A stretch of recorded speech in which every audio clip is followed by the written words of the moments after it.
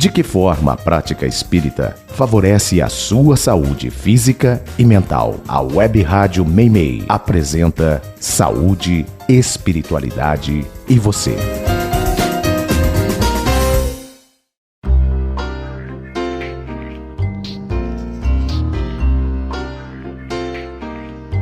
Bom dia, meus queridos ouvintes da Web Rádio Meimei.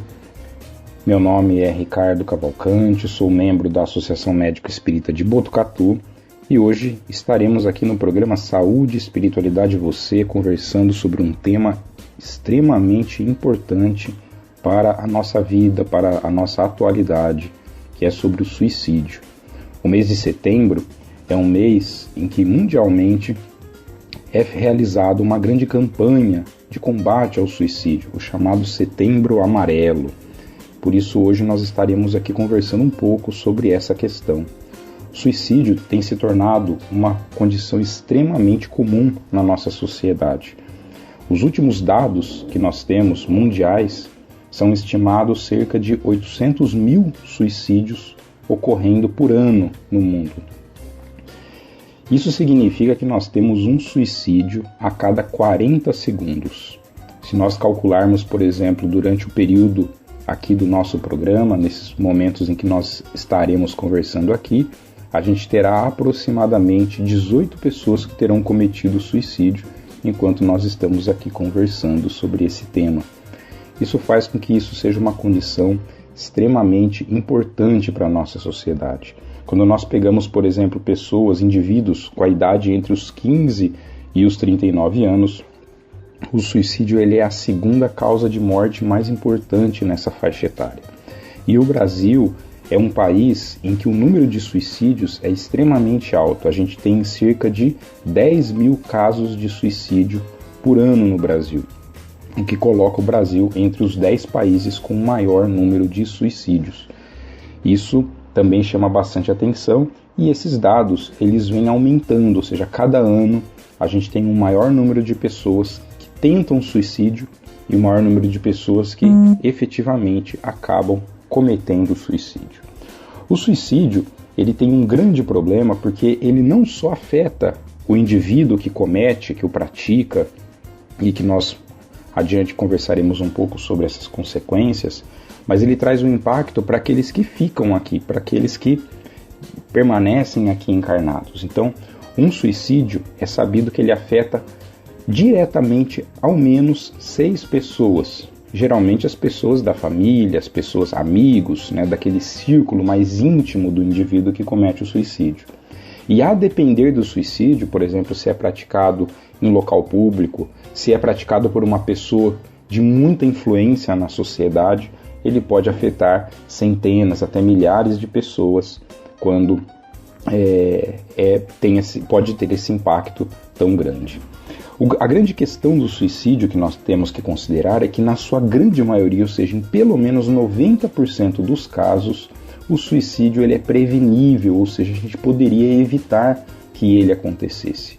O suicídio ele não é considerado uma doença, ele é encarado como um transtorno multidimensional, mas em geral, na sua grande maioria, e aí em mais de 90% dos casos, o suicídio ele está associado a um transtorno de ordem emocional, especialmente os chamados transtornos do humor, como por exemplo a depressão, como por exemplo o transtorno bipolar, que é aquele que a pessoa alterna entre a depressão e os períodos de mania, a esquizofrenia, assim como também ele está fortemente associado ao uso de drogas, sejam elas drogas ilícitas ou drogas lícitas, especialmente o consumo de álcool. Então as pessoas que são alcoólatras, elas têm uma relação muito forte com o suicídio.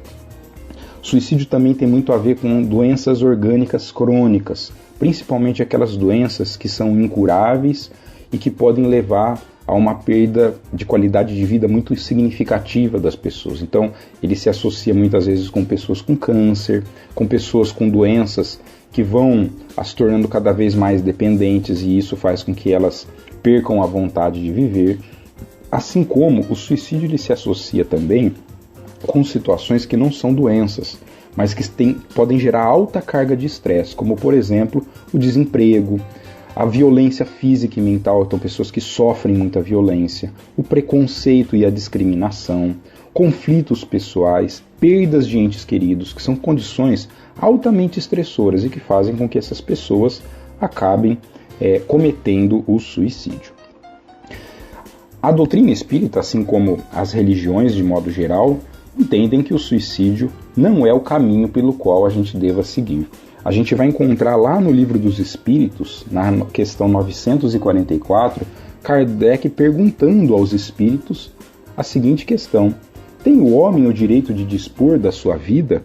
E a resposta dos espíritos é: não, só a Deus assiste esse direito. O suicídio voluntário importa numa transgressão dessa lei, deixando claro para nós que esse não é o caminho. E a gente sabe que o suicídio ele tem a ver com o quê? Com a perda do significado existencial. Por que as pessoas cometem suicídio?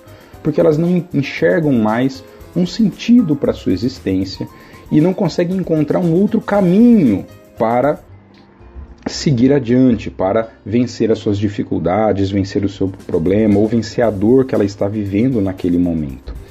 Esse é um ponto muito importante, porque quando se perde o significado da existência, ou seja, a pessoa não encontra caminhos outros para ela seguir, isso a torna muito vulnerável a essa situação. E a questão é que a perda do significado existencial, ela tem sido uma condição extremamente frequente na nossa população. Quem nos chama muita atenção sobre isso é Joana de Ângeles, na obra Triunfo Pessoal, a quem recomendamos que quem tiver o interesse leia este livro. Extremamente importante, porque ela vai falar muito sobre o que acontece conosco e por que a gente perde esse significado existencial.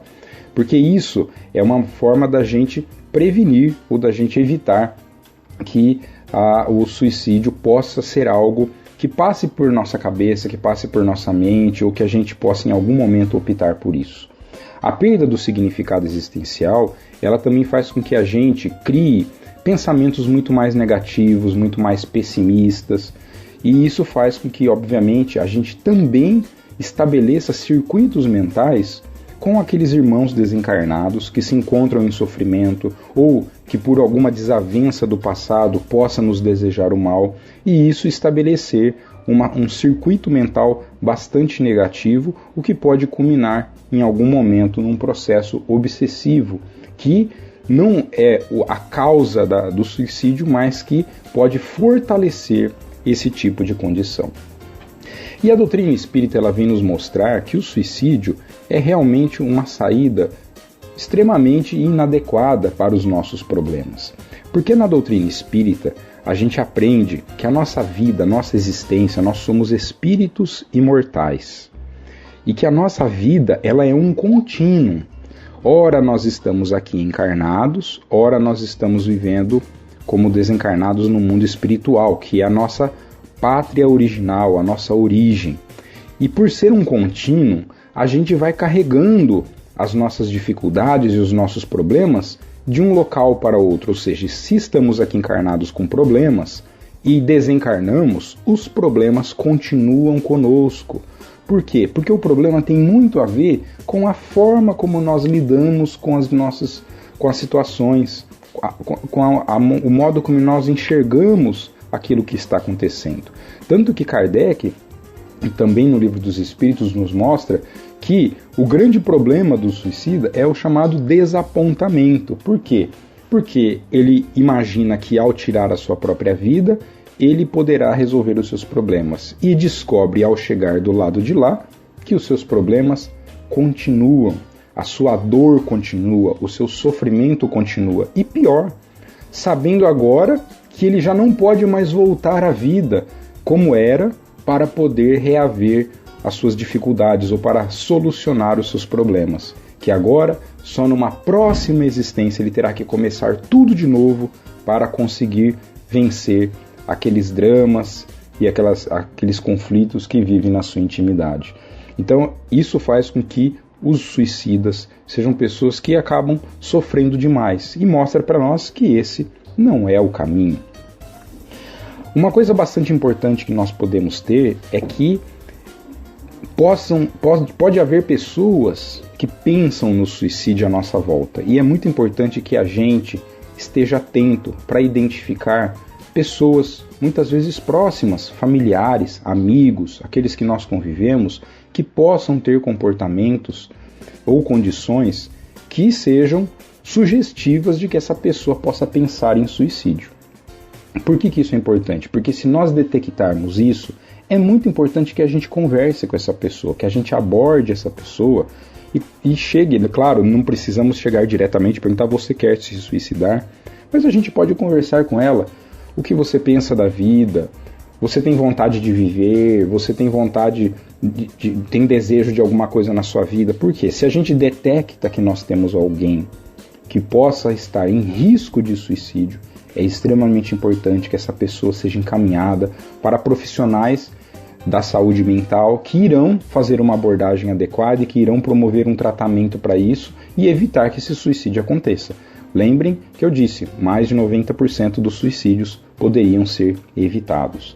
Então, que situações são essas? Então, por exemplo, se nós temos pessoas que começam a apresentar um comportamento retraído e elas não eram assim, começam a ter dificuldade de se relacionar com a família, com os amigos, pessoas que mudam de personalidade, que ficam muito apáticas, muito pessimistas, que começam a manifestar muito sentimento de culpa, se sentir sem valor, que começam a odiar a si mesmo, pessoas, por exemplo, que querem concluir as suas coisas na vida de um momento para outro, por exemplo, escrever um testamento, pessoas que, por exemplo, querem se sentem muito sozinhas, muito impotentes, que não têm esperanças, que escrevem cartas de despedida, ou pessoas que claramente falam: olha, eu quero morrer, ou eu tenho vontade de me suicidar. Essas pessoas todas, elas precisam ter um olhar específico, principalmente se elas tiverem algumas das condições que eu vou listar aqui para vocês, como, por exemplo, transtornos emocionais, como os transtornos de humor, a depressão, o transtorno bipolar, a esquizofrenia,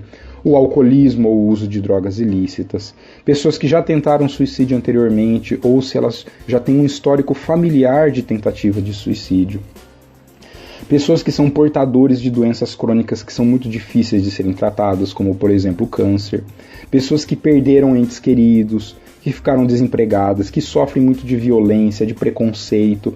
São todas condições que, associadas a essas mudanças de comportamento, nos devem alertar: puxa vida, eu devo procurar ajuda.